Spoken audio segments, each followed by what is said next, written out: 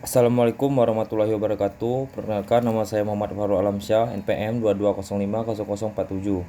Pada kesempatan kali ini, saya sedikit menjelaskan materi tentang teori, model, dan pendekatan kebijakan publik.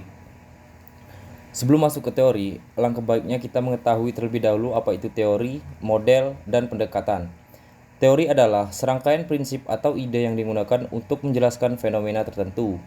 Teori didasarkan pada pengamatan, eksperimen, dan analisis yang mendalam. Model. Model adalah representasi sederhana dari suatu sistem, fenomena, atau proses yang lebih kompleks. Pendekatan. Pendekatan adalah metode atau cara yang digunakan untuk mencapai tujuan tertentu atau untuk menyelesaikan masalah. Ada beberapa teori yang akan dibahas pada kesempatan kali ini. Pertama, teori rasionalitas terbatas dari Herbert Simon.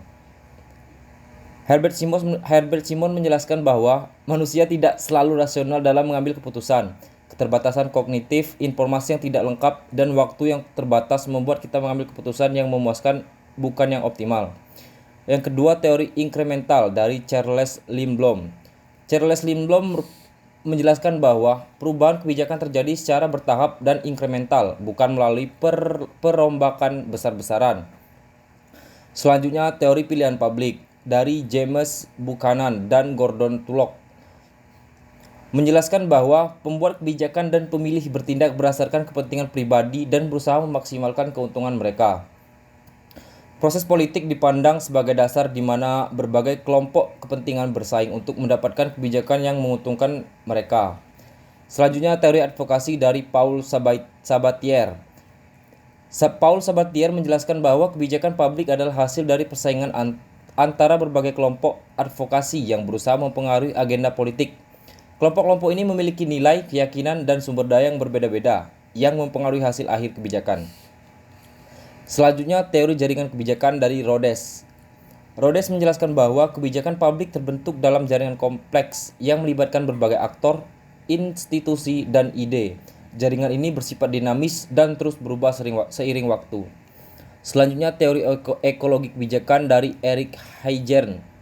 Eric Heijern menjelaskan bahwa kebijakan publik dipengaruhi oleh konteks lingkungan yang lebih luas, termasuk faktor-faktor budaya, sosial, ekonomi, dan politik.